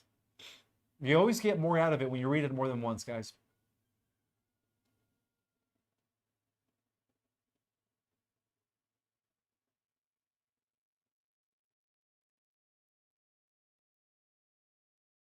You're welcome. Somebody said, thank you for all you do, Ishmael. You're welcome. You guys are so welcome.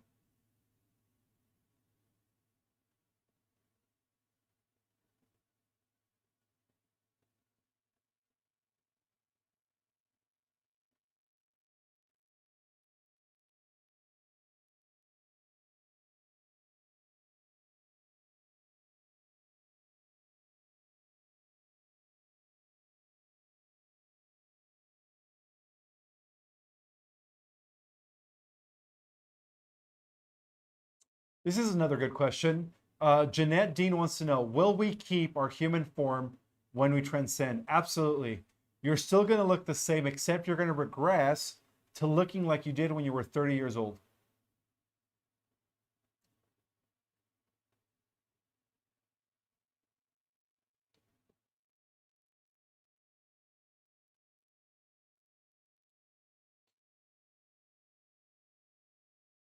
All right, guys, because this is our last incarnation, we are not only clearing the karma for ourselves and all of our past lives, but we're also clearing the karma for our ancestry.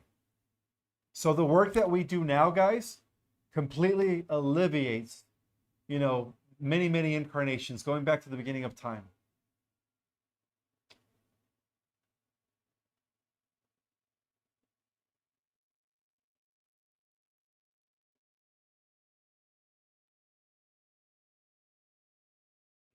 The only thing that I recommend, guys, for manifesting the new earth is by already waking up every morning and using your emotions and your thoughts to feel what it's like to already be living in a world where everything that you guys want is there, everything that you've ever dreamed for, everything you ever desired.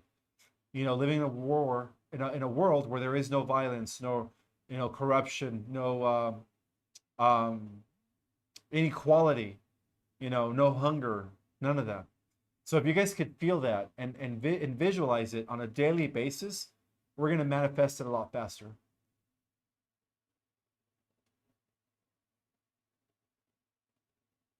Yes, harmonic universe, fifth harmonic universe. Our human form is the envy of the universe. That is right, guys. That is so correct. That explains why we're only using 4% of our full genetic material. Now, imagine even if we started using 15, 20%. All right, guys. So I think that is it, guys. I've been with you guys for almost 2 hours now. Just wanted to say thank you so much for being here, guys. Wish me luck on my trip to Vegas tomorrow. I'm going to be at the Biomed Alien Event Expo, and we will see you guys next, I guess, Tuesday night when I get back. I get back Monday evening of next week.